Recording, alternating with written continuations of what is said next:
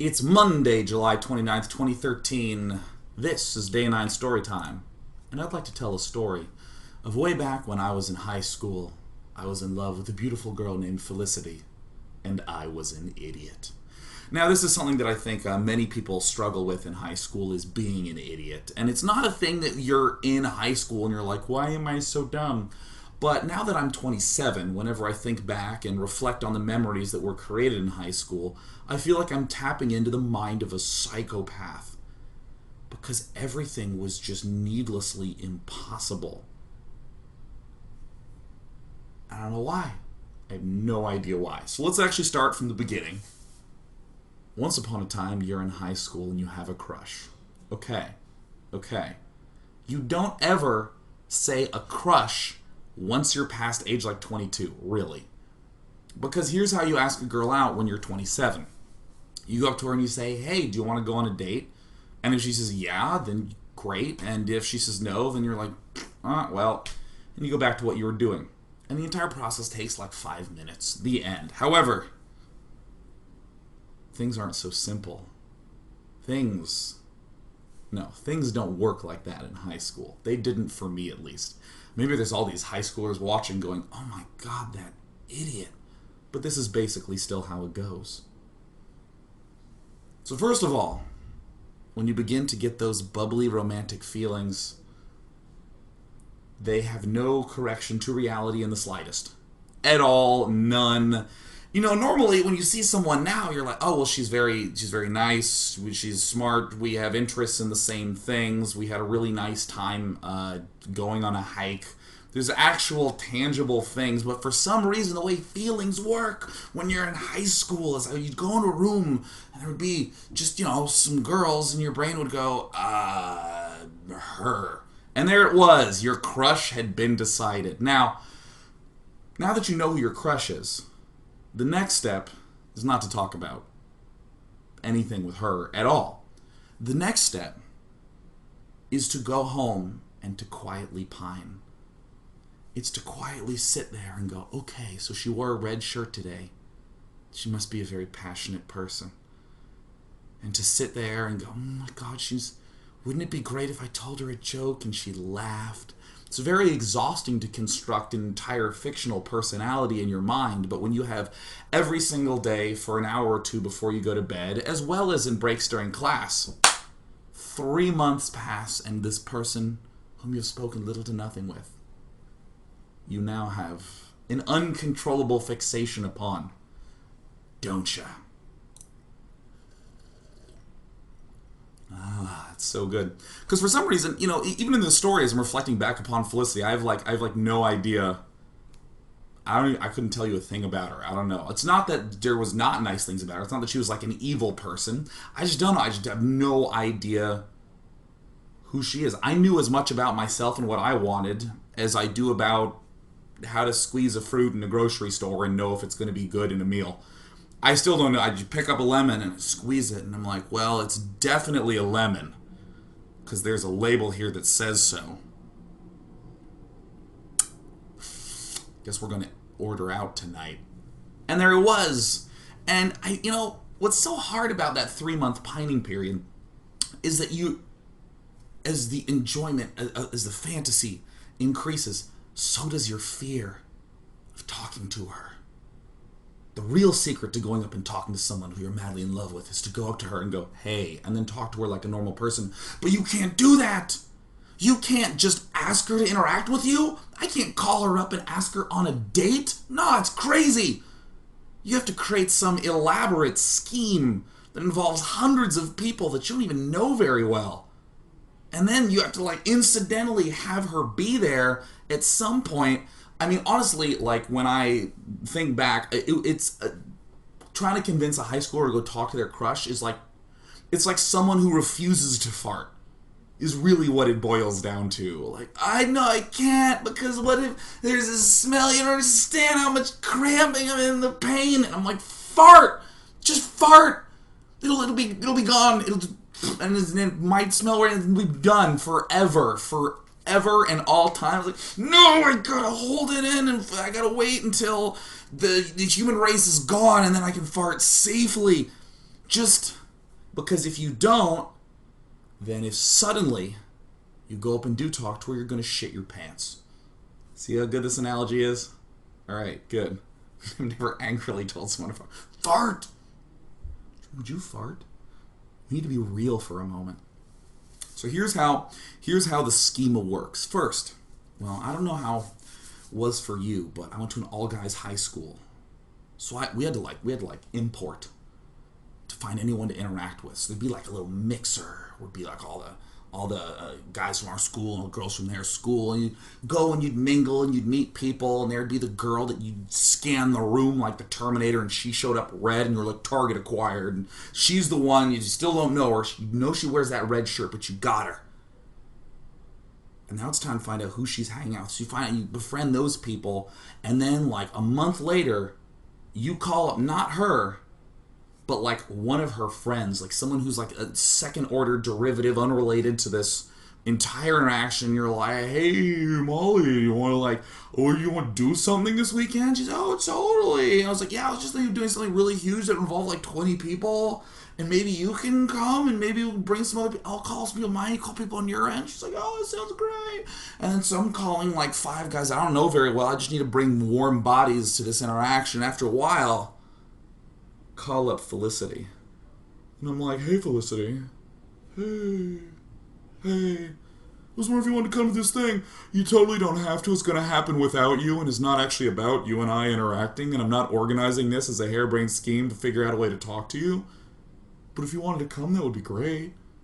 You could totally come. You can get a ride with Molly, because I'm not going to give you a ride. That would give too much away. It's a secret agent operation, man. I'm like talking on the phone with night vision goggles and a scope because I'm in the zone. She will know nothing about my true intentions. So suddenly, there's 20 people. She shows up. All your other friends show up. You're talking to not her for some reason. You're like befriending people that after this whole interaction you're never going to talk to again. You're trying to think, I'm just talking to Molly, and then Felicity, she's, Felicity, how incidental that you're here. Try to talk to her and get to know her, and maybe something goes, and then she goes away, and all right. Now starting to get more fuel for this fantasy. I know that she likes books, so I'm going to imagine all the books I've ever read and all the things I can ever say about all the books that I've ever read to make it sound like I like books. Now, I've never even considered telling her that I play StarCraft a lot and that I'm a nerd. No. I have to find out what she likes, and I have to be that. So, upon getting all this knowledge, and I'm, all right, good, I'm starting to go into chameleon mode. I'm starting to figure out who it is that I need to be. So that way she'll like me. But suddenly these elaborate schemes, they're not working, are they? They weren't working for me at the time. I was madly, deeply in love with Felicity, with whom I had had maybe 20 sentences of interaction with, and I couldn't figure out how to get to know anything more about her, so that's when I went for the confidant. Someone who's close to her, someone who knows her oh so well. Her best friend, Biffy. And one day out of the blue, I start messaging Biffy. Hey, Biffy! I'm talking to her on AIM. It's not scary to talk to Biffy. I can totally fart around Biffy as much as I want. Biffy, what's going on? Hey, befriend. Tell her about things, and one day, like, crushes come up, and I'm like, dude, Biffy, I actually kind of really like Felicity. And Biffy's like, ah! She, like, freaks out. She's excited because she has no vested interest in it. I still, to this day, I've never known of a confidant who's like, ew, gross, ugh. To keep it to yourself. No, always Biffy's so excited, so that makes you excited, and finally this outlet for all these fantasies you dump out onto Biffy. Oh my god, I really like books, I think. I don't know, I've only thought about it since I met Felicity. So this continues on. Everything seems to be going according to plan, but you're like, Biffy, I need you to do some research. I told Biffy, I need her to get some info for me. Starts trying to slowly shape Felicity. Slowly bring her around to the topic of who she might like. Now, of course, Biffy, she's a secret double agent. She knows how this works because she is also in high school, and Biffy, too, like me, is an idiot. So Biffy can't go up to her friend and go, hey, Sean likes you, but he's, I think he's like scared to ask you. Do you have any interest in him? No, can't do that. huge roundabout thing. It begins with something crazy like celebrity crushes, and it devolves down to maybe real life crushes. And suddenly Felicity says, I don't know, I really kind of like Sean. He's pretty cute. And Biffy, she freaks out and comes back to me, and she goes, Sean, Felicity likes you. And I'm like, what? Felicity likes you. I'm like, she likes me. And like I feel like my knees getting wobbly even though I'm sitting down, my spirits are lifting. And this is a true story. I just, oh my God, she likes me. Okay. Now, the last thing that I should do is pick up the phone and call Felicity and be like, hey, I've heard there's some interest here. Do you want to like maybe do something? I gotta make it way more complicated than that. So what I do is I do not rear in fear away from the situation. I might have looked a little silly. I might have been a little bit of an idiot. But that doesn't mean I can't be a suave baller, does it? Let me tell you a little bit about 16-year-old Sean. If you watch the third grade Bill Gates story I did a few weeks ago, you know kind of how I looked in third grade. And you're looking at me now, I'm just wearing a t-shirt and some functional jeans. And in high school, I was like some way between there. This is like as fashionable as I have ever been. And in high school, you have fashion sense kind of like this, where I'm like, I like baggy pants. And that's literally all the thought I have ever had about fashion. There's just like one thing, like maybe I have a hat that I wear, or maybe there's like a cool jacket, or like a bracelet, but it's always like one thing and nothing more. There's no coordination, just baggy pants. And hoodies are warm, so I'll wear a functional hoodie. Why would I not? Grew up in Kansas City. It's kind of cold in the winter times. So nice. But fashion is not what I was after. I didn't need fashion. I just needed a notebook. Here's where it gets slick. Remember all those times where we created this elaborate schema to get Felicity to show up with her friends? Those 20 sentences of conversation. Anything that she said she liked, you know what I would do with my notebook? I would write that down. It was actually it wasn't a notebook completely devoted to her, because I think you go to jail for that. But it was like a notebook. I just like wrote, likes the color red. Is a fan of roses. Likes spicy food. I wrote it all down in my notebook, because once it's time for Valentine's Day, right around the corner, can't preempt it, gotta be patient, gotta wait. It's time to open up that notebook and use all the wonderful information that I know to construct the perfect Valentine's Day for her. You ever seen a cat that's like sitting there and it's like ready to hit the laser pointer and it's like wiggling its butt? Imagine that going on for 6 weeks. It's exhausting. But that laser pointer is not going to escape my grasp. I've set my sights on my target and I'm going to follow through. So cool. All right, it's time to get ready. Biffy. She's all part of the plan. Biffy, my secret double agent, she is there to get me access to Felicity's house. Because I have a little bit of a gift plan. This is what I'm going to do. I'm going to write a sweet note. I'm going to get her a bouquet of red roses. I'm going to leave it at her house before she gets home. And when she gets home, the little note invites her to dinner. Ooh! Yes. Yes, sir. Who's the best, sir? This is what we do, is we get done. Now I have the plan set in motion, so what I gotta do is I gotta go up to my mom, and I'm like, Mom, can I borrow the car? Total baller. Are you kidding me? Suave as hell. We're in high school. Mommy doesn't need to drop Shawnee off at the date. Shawnee can drive himself, as long as Mommy trusts Shawnee, which I'm not entirely convinced she did at the time with the whole vehicle. Because if you think about it, a car is like a deadly weapon that for some reason you fill out a multiple choice quiz at the DMV and they say like, yeah, you can now kill people. Go ahead and do your thing. And my mom now knew that I had the authority by the government to kill people, but that doesn't mean that she's going to let me get on the road and go fucking kill people. So she's like, and what is this for, Sean? And I'm like, well, I might be going on a date. And she's like, you might be? I'm like, well, I want to surprise her, but I haven't asked her, and she might say no. Now, first of all, she's not going to fucking say no. Why would she say no? She's told Biffy she likes me. I didn't know how the real world worked, though. I was an idiot. I was in high school. So suddenly, my mom's going, Oh, really? And she suddenly like, peeks a little interest, little eyebrows go up.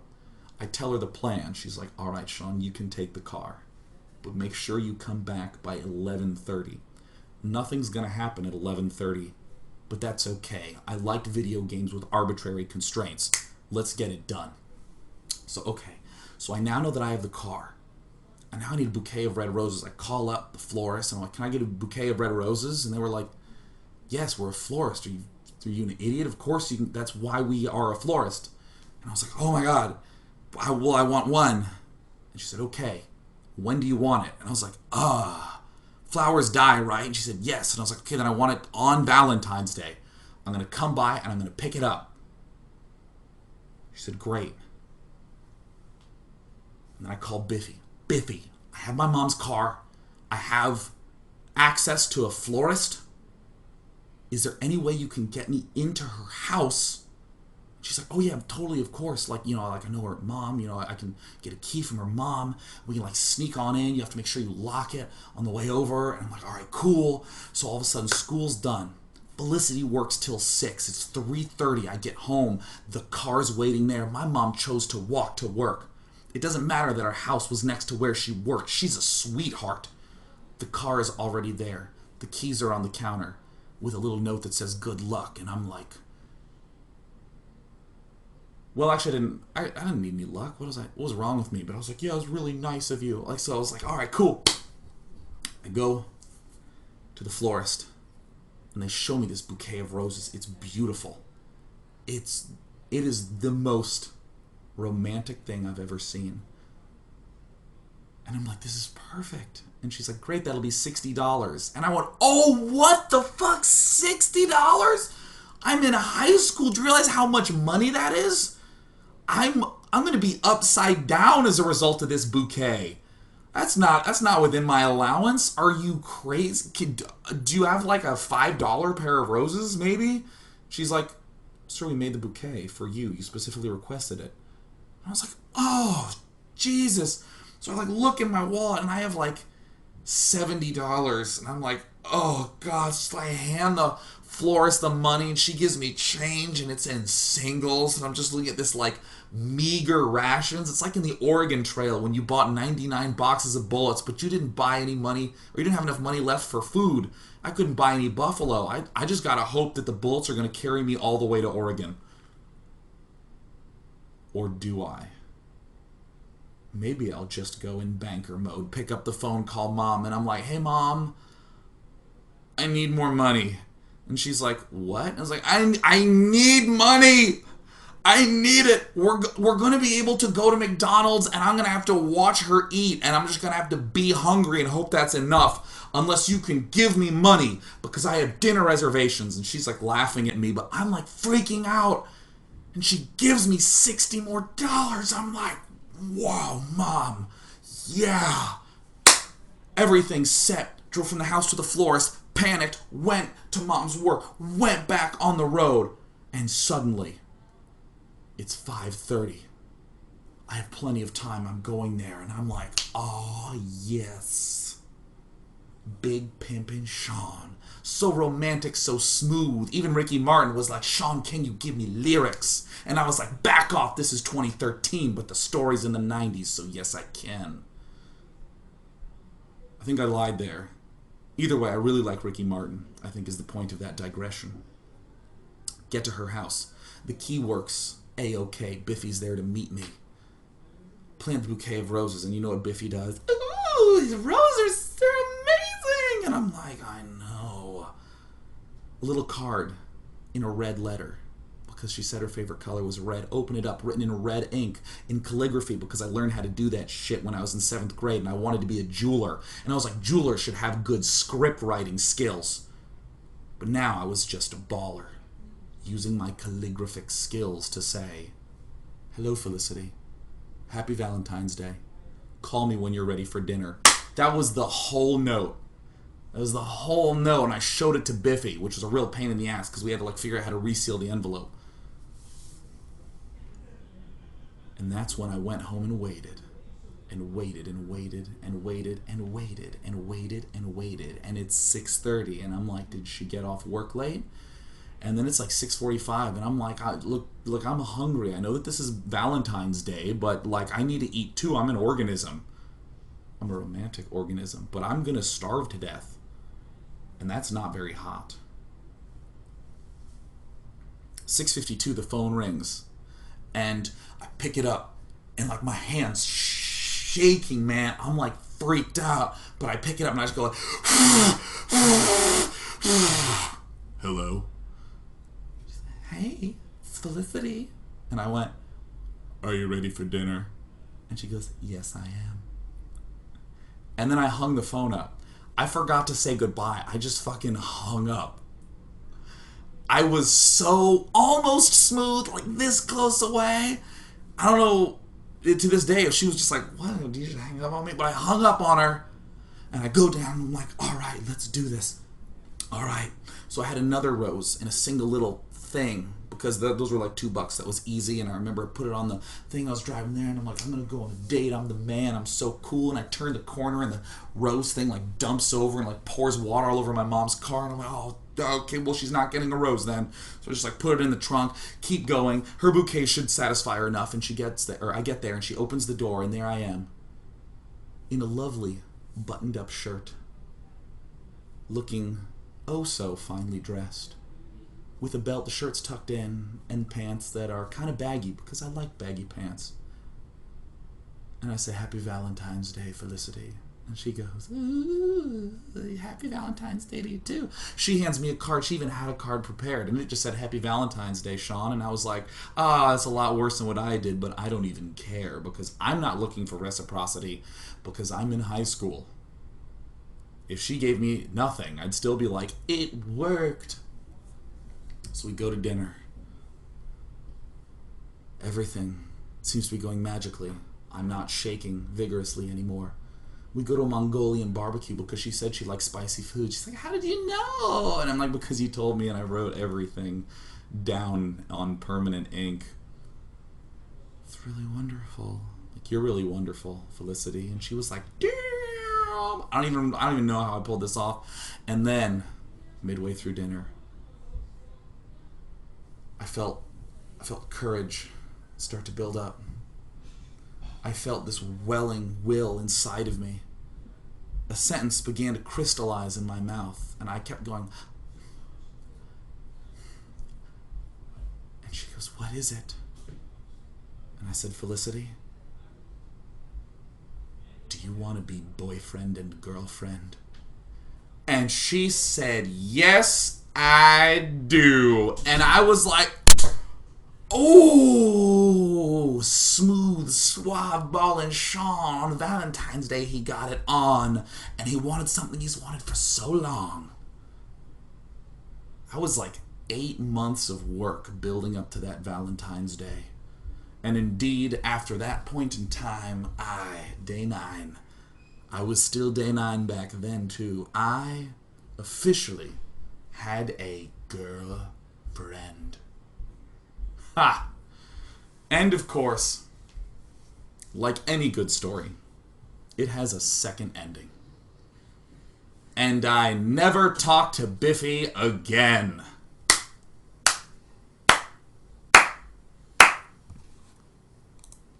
God, I was such an idiot. Why didn't I just ask her?